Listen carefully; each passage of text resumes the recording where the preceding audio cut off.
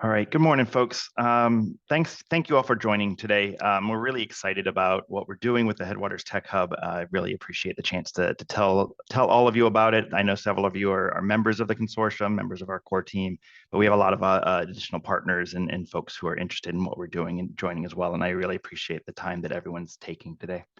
Again, we're recording the briefing, so it'll be available on video afterwards for folks who want to review or share it with colleagues. We will stop recording before we get to the question and answer session so that we can have a vibrant discussion without people necessarily being concerned about that being available and shared afterwards. For those who don't know me, my name's Tim VanReken. I'm the Executive Director and Regional Innovation Officer for the Headwaters Tech Hub. I've been with the project formally since the beginning of January. I came from a career in federal government where I was with the National Science Foundation for most of a decade and spent the last couple of years doing technology policy in the Senate, where I had a chance to work on the CHIPS and Science Act, work heavily on the development of the Regional Tech Hubs program for EDA, but also had a chance to work closely with the Montana team over the last 12 months or so before I came on board to help build the team that we have here. And I'm really excited about what we have to share.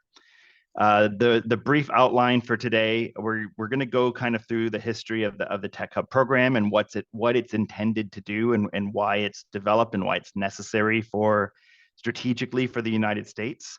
We're going to talk a bit about why Montana is a great fit for the Tech Hub program and what we have to offer and what we're trying to build here. And then we'll go through how those cases led to the establishment of the Headwaters Tech Hub, our designation, our phase 2 application, and what we have going forward. There'll be plenty of time for questions at the end. You can send them in the chat now, but I ask that you not interrupt during the presentation so that we can keep going forward and get to the end and then have a really robust discussion afterwards.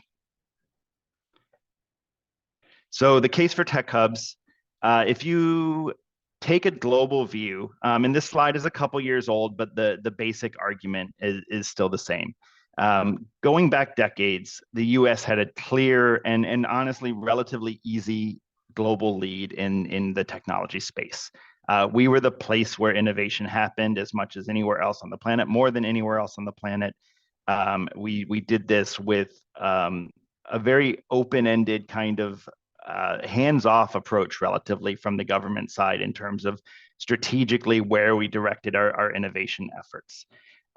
Those days are past. It is not an easy lead for us anymore. We are arguably in most ways still in the lead, but it's not the comfortable lead that it has been going back decades where China, other adversarial nations are catching up. They're doing it in a much more focused and strategic and targeted way. And that's leading to a need for the US to start investing in a more strategic and more targeted way. The data here again is from the Atlantic Council. It shows a direct comparison between US and China showing intellectual property rankings, how that gap is closing, where R&D spending is relative to each other, where doctoral degrees, where venture capital investment. This is all pre-pandemic. In some ways, the gap has even narrowed further since the pandemic.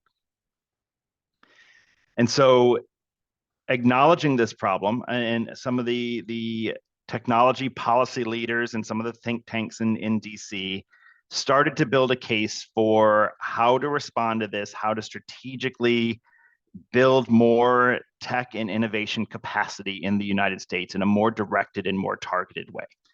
A starting point from this is that obviously we have extremely successful tech hubs in the United States. Think Silicon Valley, first of all, think Seattle, San Diego, Boston, big urban areas on the coast where there's a large amount of growth in those tech sectors, where there's been an enormous amount of success over the decades in the tech sectors in those locations. We certainly don't want to undercut the growth and the success that exists in those places, but there is a little bit of a counterproductive feedback loop in a sense, where because those specific geographies are so incredibly successful, they suck up all of the investment, they suck up a lot of the money. And it means that a lot of the other places around the country where innovation could happen, where you could have that same sort of success, maybe not at the same scale, but a lot of those other geographies are suffering and not able to kind of have the upward trajectory that you would want to see. And so you could see the big hefty blue circles where those kind of known innovation spots are. But then you see a lot of red here where there's places where the amount of tech sector jobs are going down percentage wise, including some quite large cities, including a lot of smaller cities as well. And so the argument then for the Tech Hubs program is to combine these two things, is to say, let's make targeted investments to break this kind of unfortunate feedback cycle, where if you make a strong catalytic federal investment, that you can kickstart the tech ecosystems in those locations in a geographically focused way and really have that sort of growth in more than just the same 4 or 5 big huge hubs on the coasts. So how do you implement a thing like this? The idea from EDA and from the congressional leaders that helped develop this, first you want to target regions that are already on a strong technology trajectory, that have a tech sector that's already vibrant, that's kind of poised for this type of accelerated growth. But you want to do this in a more strategic way than you might have in the past, where you want that technology sector to be in an industry that's aligned with national and economic security, so that you're making these big catalytic investments in tech sectors that are going to be important for our competition globally going into the coming decades. You make those strong catalytic federal investments. You do it not at the research end, right? Like you don't, this isn't necessarily a research oriented program. This is an innovation and capacity building program. And so you're really aiming at technologies that are ready to be commercialized, ready to scale, and really have that sort of economic impact. I think an important piece of this is that this is about building ecosystem capacity. And so it's not just tech development itself, but it's also making sure that the communities and that the ecosystems that tech is being established in is robust and healthy and has a strong foundation across the board.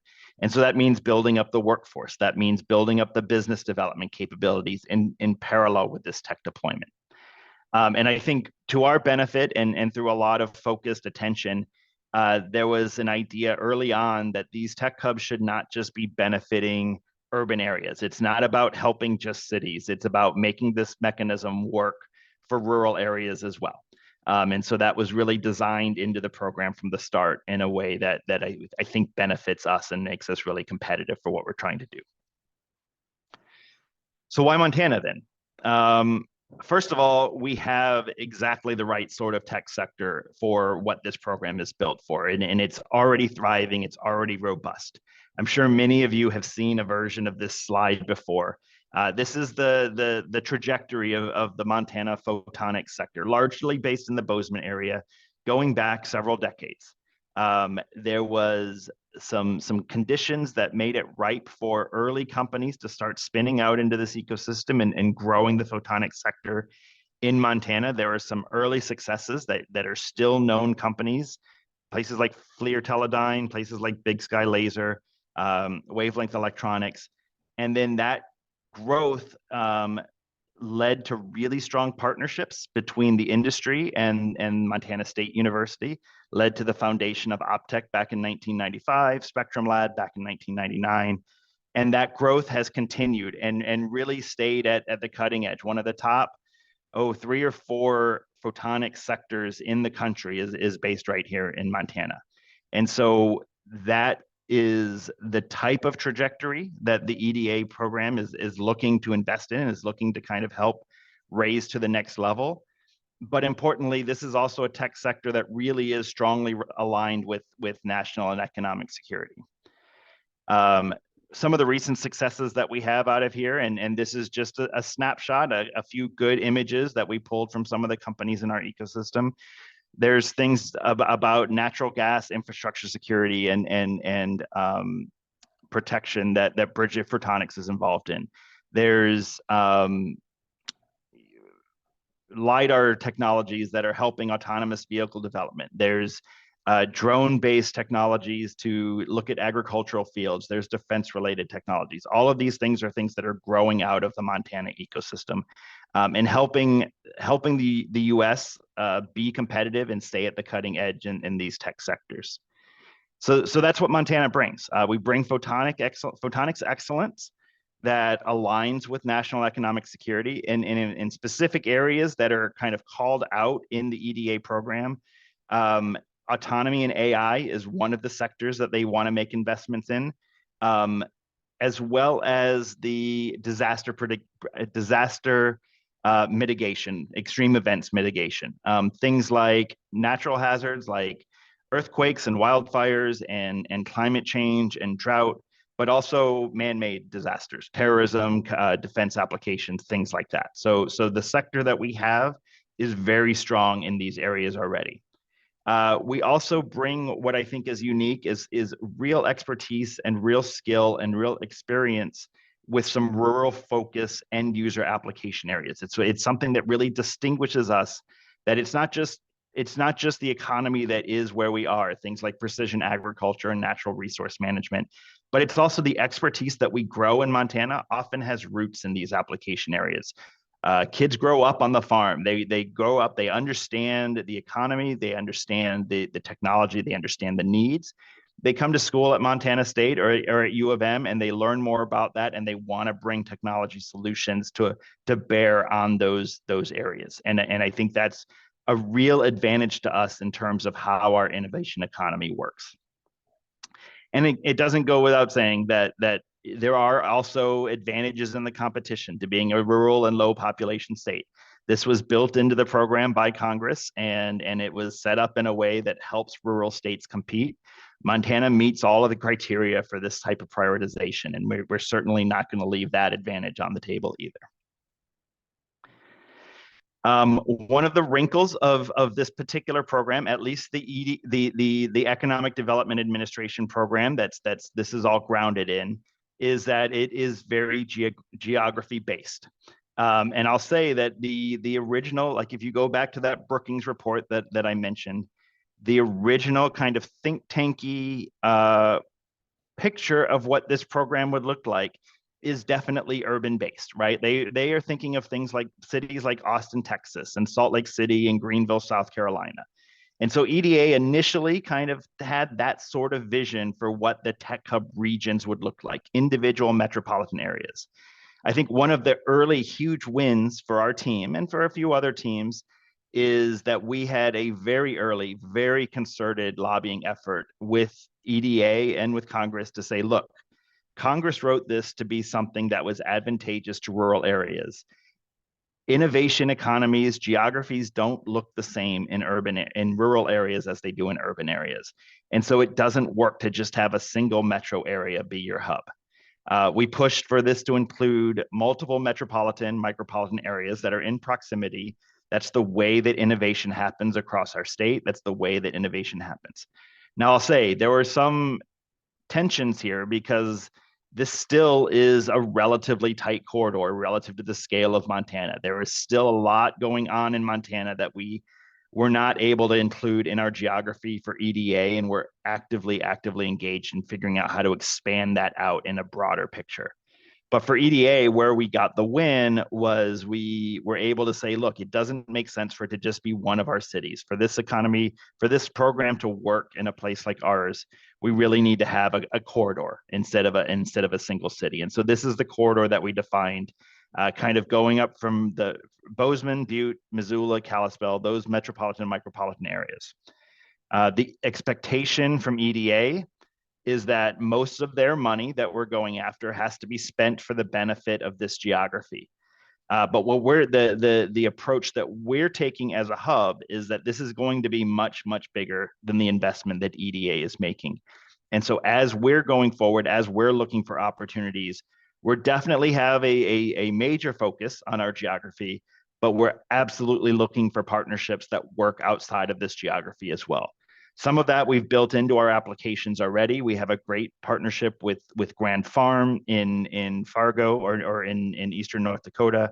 We are building out other partnerships with universities in neighboring states, especially in North Dakota with UND.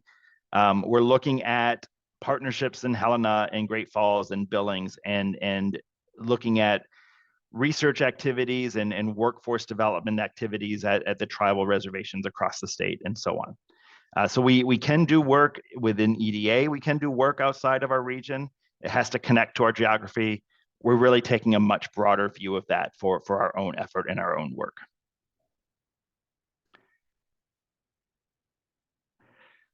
So where did all of this lead, right? So over the course of 2023, we put in a lot of effort to building our core idea.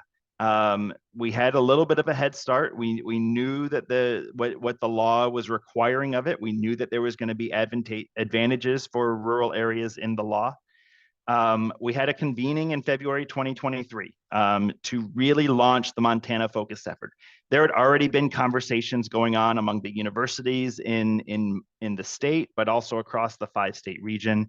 There was a lot of industry interest. The Montana Chamber, the State Department of Commerce, the state university system were having some preliminary conversations. I would say where the really concerted focus really started was a February launch of a February convening in February of 2023. Senator Tester helped organize that and really helped bring the community together in one spot and start a really focused, concerted conversation about what this could be for Montana. We actually did that even before the EDA first solicited input for what this program would design look like. That enabled us to really go after the geography limitations that were there and so on. It really gave us a head start to develop what our vision for was going to be through the summer. And so the phase 1 applications were due in August. There were actually 2 applications, one to get the designation, which was most key, and one to get the planning funds that helped us kind of really develop our next steps. And then winners were announced in October 2023, and that led right into a new application process. And so one of the big headline takeaways from that is October 2023, the Headwaters Tech Hub received one of 31 national designations. So there were hundreds and hundreds of applications that went into EDA for this competition. Only 31 hubs were designated as being primed and ready for this type of trajectory that we're talking about here. And ours was one of them. And so we're really thrilled and excited about that. If you want to look at the map of what these look like, you can see, so the dark blue circles here are all of the locations for the hubs that were designated across the country, both the solid blue circles and the blue circles with green inside of them. So you can see in Montana, we have the solid circle with green inside. What that tells you is that we both were designated as a hub, and we got the planning funds to help us develop our next application. So there were only about 10 or 11 that got both of those wins. We were one of those 10 or 11. There were there were 31 hubs that got the designation that let them compete for future funding and really have the top level visibility as regional tech hubs now. There were another couple dozen that got planning funds that are going in the right direction, moving in that space, and really helping to develop their trajectory, but aren't really quite at the same level yet. In terms of the technology areas, it's, if you think through what are the core technology areas for the future, for continued US global leadership, the list you come up with in your head is pretty close to the list of topics that are covered in these tech hubs. Safe and effective autonomous systems. This is where our hub lies primarily. There's a lot going on there. There's a few that we're competing with. There's one in Oklahoma. There's one in Rhode Island that also are doing a fair bit with autonomous systems. There are a few hubs that are designated in quantum technologies. There are quite a few hubs that are in the biotech space. There's other competing hubs that are focused on energy transition, critical supply chain, semiconductor manufacturing, materials manufacturing, all of the spaces that you would think through and say, you know what, that's where the US really needs to continue to lead in order to maintain our edge into the coming decades. So we're really excited to be part of this group. What it practically means at the very top level, this designation is basically the federal government endorsing our region's plans to accelerate our tech industry, to really grow it to a next level, to do the job growth and the workforce development and the business and entrepreneurial development that comes along with that. I'll say practically what it meant for our hub is it really galvanized the team and the vision that we had, that we were ready and willing and able to go after a tech sector at the next level. It brought stakeholders together that sometimes work well together, but don't always work well together. It gave people the bandwidth and got the buy-in from the top levels of the industry here, the state government here, to really say, you know what, this is worth dedicating resources to, worth dedicating staff time to really develop a rich and thorough application and really invest in this going forward. And we took off running at that point. Some of the immediate kind of post designation milestones, some of the things that we've been working on since then. We established a steering committee. The phase one was really kind of a small core group that worked on it, taking input from across the state, but really a small team that kind of focused on that. We knew that going forward, we needed to expand that out. We needed to have a bigger consortium, a more robust way of interacting with them. And so we established a steering committee, an interim governance framework. We added new consortium members. There were several additional institutions that immediately said, hey, we really want to be a part of this. We want to contribute going in. We hired the regional innovation officer, our executive director. The RIO lingo is something that EDA is calling the leads of these tech hubs. Most importantly, the immediate thing that we had to go after was a very, very large set of applications and complex applications to get implementation funding to really, really pay for the vision that we're developing. So just, our steering committee here, I don't want to dwell on this. I don't want to dwell on the list. I think the key takeaways here are that it's quite geographically balanced across our hub, with folks from the Bozeman ecosystem here, folks from Missoula, representative voices of economic development and the universities and industry and government, really a balance of voices to make sure that we have the perspectives here that we want to have to build the ecosystem that we want to build. In terms of what our consortium looks like, I think I skipped. We have 27 consortium members at this point. It's quite large as a consortium. It's quite large in part because we're geographically kind of diverse. We're spread out more than others, and so that means that there's, if you have 4 metro areas involved, then you don't just have one economic development organization, right? You have multiples, and there's lots of different state agencies that are engaged with this. There's multiple universities that are engaged with this, and so all of that adds up to a large consortium. But we're really excited about the breadth of engagement that this represents. And even more so, not everybody's at the consortium level, but there's nearly 200 organizations that are supporting our effort in one way or another. And we're thrilled about that because it shows the eagerness of what we have going on here and the belief of what it can become. So this is just kind of a snapshot of the consortium members that we have. You can see a mix of private companies, venture funds, state government, universities, and so on. Again, really excited about what this means, especially that there's a lot of stakeholders from inside our ecosystem, some also really valuable consortium members and partners from the national and global level that are not necessarily based in our geography, but recognize what we're doing can really make a difference for where they're going. All of this is the big lead up to, I think, probably what we're all most interested in is, what did you apply? Like, you just put in this big EDA application 3 weeks ago. What did we submit? What is our plan here? And so this really represents what we're going after. In terms of numbers, EDA had a cap of $75 million that you could ask for them. So we asked for $75 million. I'll say we had more than $75 million worth of good ideas that we wanted to put forward. There was some cutting down, some really tough decisions to get to that point. Some unhappy conversations along the way because we had to make some tough decisions.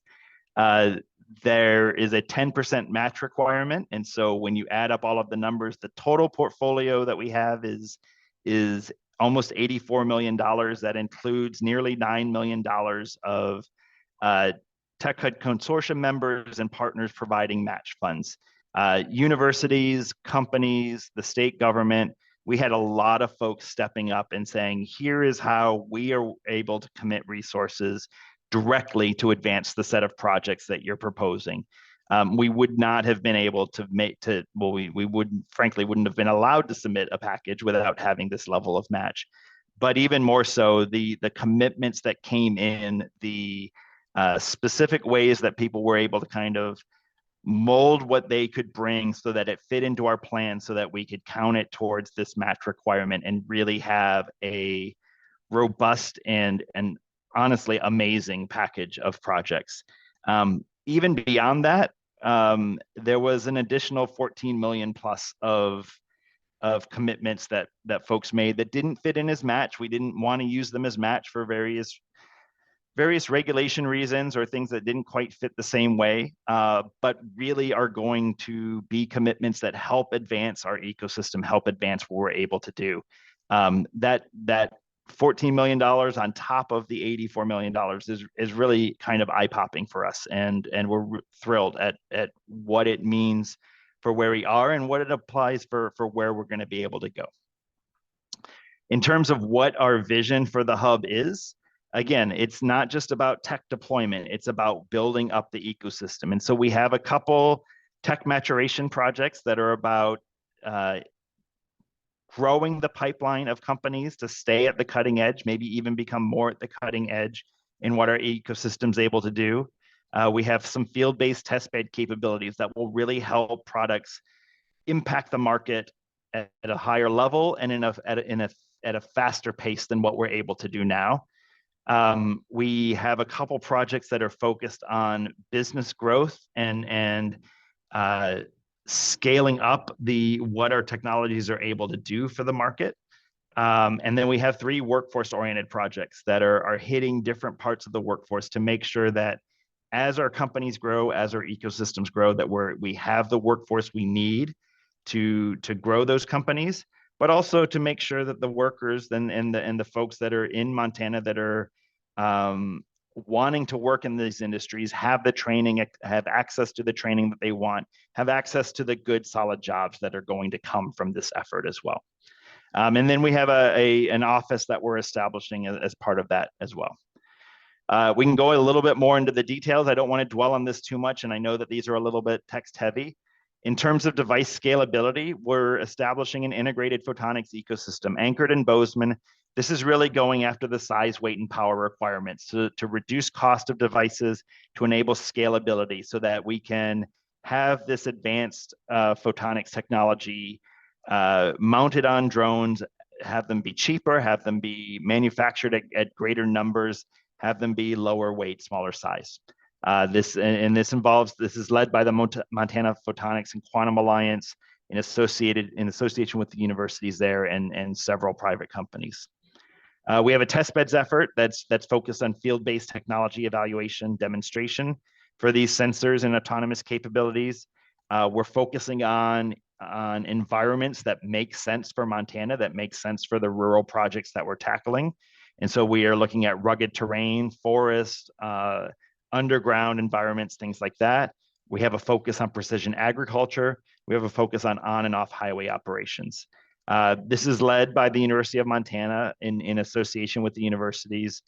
We have a great partnership with Grand Farm in North Dakota there. We're partners with the Montana Department of Transportation, and really many industry partners are involved in this effort as well. On the entrepreneurial and business development side, we have one project that's really focused on very early stage companies, flexible investment capital, concerted mentorship at the beginning stages of a company's life cycle. This is led by Homestake.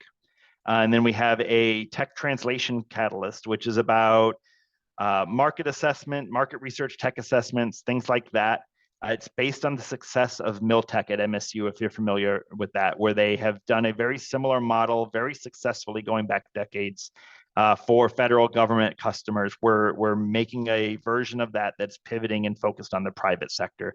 And this is led out of Montana, MSU's Office of Tech Translation Research. And then on the workforce side, we have one for the four-year universities, creating a new undergraduate degree program in photonics engineering. There's really only a handful of these in the US. It's actually an education gap, both within our ecosystem and nationwide, so that we're going to be able to go after that. And then support for aligned programs at Montana Tech and U of M. We have a tribal STEM pathways project that's led by Salish Kootenai College that's really going to help students at tribal colleges to grow into STEM pathways through career education, STEM workforce needs. Some aligned with the hub, but also there's a need just kind of across the board to broaden that pipeline. And so there's a real effort to kind of do that in multiple application areas that are related to the hub, but related to a lot of other needs in the state as well. And then the State Department of Labor and Industry is partnering with Accelerate Montana and the Office of the Commissioner of Higher Ed to do a job skills focused project that is really about skills development in the critical positions, things that are flexible and adaptable, so that if folks are upskilling or reskilling or trying to enter the workforce at different points, that there are programs that help them match the skills that they want to develop with the skills that companies need and are hiring for. And again, all of this is, we're talking about 8 different projects here. We're talking about a broad geography. We're talking about trying to grow this at the national and global level. There's an administrative need and leadership need that comes along with that as well. And so we're establishing a Headwaters Tech Hub office to provide this bold leadership, to advance the kind of shared innovation and agenda and strategy that we have. Also to do a lot of the kind of hub-wide data collection, reporting, evaluation, things like that. It's a big government program. You might imagine that there are big administrative requirements that come with it. This office is being established to take some of that load off of the individual projects and centralize it in a way that helps us kind of do that effectively and efficiently, and hopefully let the projects kind of run a little bit faster without some of this burden directly on their shoulders. So that's where we are. That application, those set of applications went in 3 weeks ago. It's a very fast process that EDA is going through to review them. We expect to have a site visit within a couple weeks. The implementation funding decisions, we're told, will be this summer. We're not sitting around as we wait. There's things that we know that we need to do to firm up our foundation as we're waiting for this process to happen. So we're revisiting our governance. You might have seen the word interim in there when we talked about it before. We're working on establishing that on a bit of a firmer foundation, setting up memorandums of understanding among our consortium members and our steering committee and so on. We're working on communications quite a bit, both internal, figuring out mechanisms to help our team and our consortium talk to each other better, making sure that we're connecting broader with our community. Events like this one today, more active on social media to let folks know what we have going on, things like that. And certainly we're looking at expanding our opportunities as well, finding additional ways of growing our ecosystem, raising funds, finding good new projects to build the partner to help the vision that we have already, but also expanding into new areas.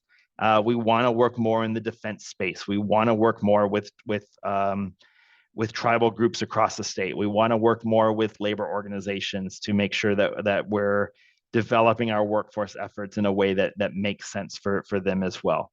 And so we're really excited about the possibility of growing some new partnerships, of thinking strategically about what we can do beyond the EDA effort as well.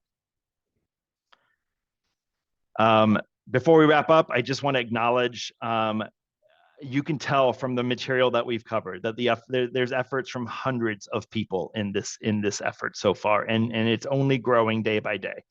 I want to especially acknowledge the 8 teams that are leading our component projects. They put together an incredible set of applications to EDA. It's going to be, I'm sure, a tough decision for EDA to decide which projects, which hubs they want to fund, how they want to build out their own portfolio. I'll say we have put together a set of applications that's really, I think, above and beyond what their expectations are going to be. I think we have a very, very strong chance of getting some funding out of this and having some success going forward. There were dozens of organizations that made financial and in-kind commitments. You saw $8.8 million of formal match, an additional $14.2 million of leverage commitments. That's a lot of money. That's a lot of folks that are involved in there. You're going to be hearing more in the coming weeks about what those commitments look like, who stepped up to the plate, how we're going to turn those commitments into successes for our Montana. I can't say how much I appreciate all of the commitments that folks have made to help make this happen. I want to give a particular thanks to the core group that led that initial phase one effort. This was a point when it was very seat of the pants, very like who has the time, who can step up. And we had a great group of folks from Accelerate Montana, from the state university system, the State Department of Commerce, and the Montana Chamber, who really, really dedicated early effort and early resources to make that first application happen. And none of this would have been possible without that. We've had pro bono outside consulting help from America Achieves, where national level funders have seen what the Tech Hub program can do and seen that Montana is a place where it's worth investing in. And so this organization, America Achieves, honestly provided hundreds and hundreds of hours of free consulting advice to us through both application efforts, and had experts lined up when we had questions, had folks there to review our narratives, to give strong feedback all across the way. We would not have had the success that we're having without them. And we've had strong advocacy from our congressional delegation as well. I'll say Senator Tester in particular has made this a very high priority. You can see it in his media. I think that's been helpful to our efforts along the way. But we've also had great support from Governor Gianforte's administration, from Senator Daines, from Congressman Zinke as well. And that's definitely appreciated, and I think is going to be helpful to us as these decisions get made also.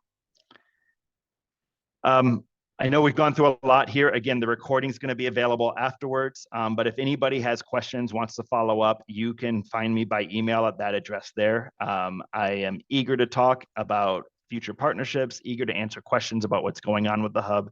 Don't be shy about reaching out. I'm looking forward to having more conversations about what we're doing, and so I encourage you to do that. And with that, I will wrap it up. We can stop the recording. And I know that there's been a very active chat. I think a lot of additional information being provided, but I think also some questions getting answered along the way. But I'm happy to answer any questions that folks might have now as well.